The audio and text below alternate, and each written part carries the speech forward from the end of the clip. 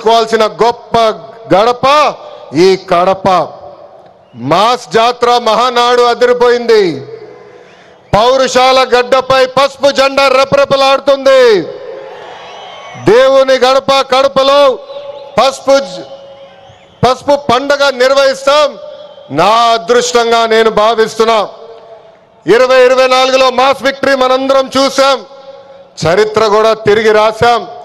94% strike rate అంటే 175 నియోజకవర్గాల్లో 164 స్థానాలు మన కైవసం చేసుకున్నాం.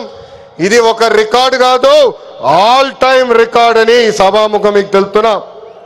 ఇది తెలుగుదేశం పార్టీ కార్యకర్తల నాటు దెబ్బ. జెండా బీకేస్తా అన్నారు వాళ్ళు. ఇప్పుడు పార్టీ కార్యాలయానికి టూలెట్ బోటు పెట్టుకుని పారిపోయే పరిస్థితి. పార్టీ లేకుండా చేస్తా అన్నారు, అడ్రస్ లేకుండా పోయే పరిస్థితి.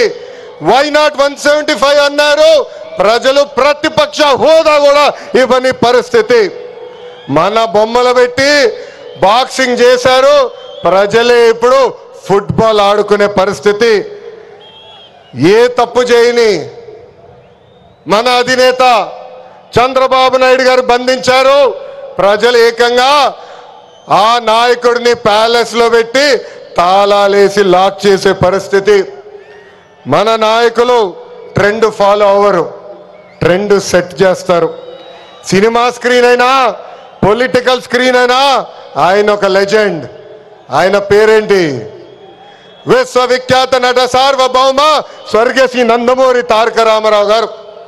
ఎన్టీఆర్ అంటే 3 అక్షరాలు కాదు, ఎన్టీఆర్ అంటేనే ఒక ప్రభంజనం. ఆయనే రాముడు, ఆయనే కృష్ణుడు, ఆయనే భీముడు, ఆయనే అర్జునుడు, ఆయనే కరుణుడు, ఆయనే ప్రజల గుండెల్లో దేవుడు.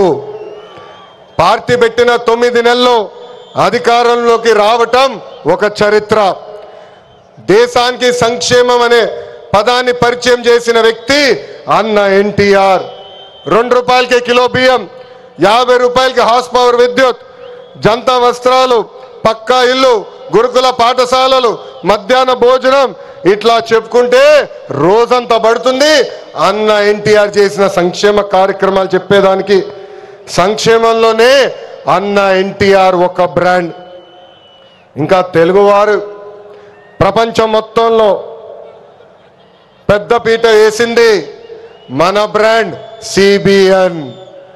సిబిఎన్ అంటే డెవలప్మెంట్, సిబిఎన్ అంటే సంక్షేమం, సిబిఎన్ అంటే మనందరి ధైర్యం. అప్పుడు ఐటీ, ఇప్పుడు ఏఐ, అప్పుడు హైటెక్ సిటీ, ఇప్పుడు క్వాంటమ్ వ్యాలీ, అప్పుడు సైబరాబాద్, ఇప్పుడు అమరావతి. చాలి 200 రూపాయల పెన్షన్ని 2000 రూపాయలు పెంచారు. ఇప్పుడు భారతదేశంలో ఏ రాష్ట్రం ఇవ్వని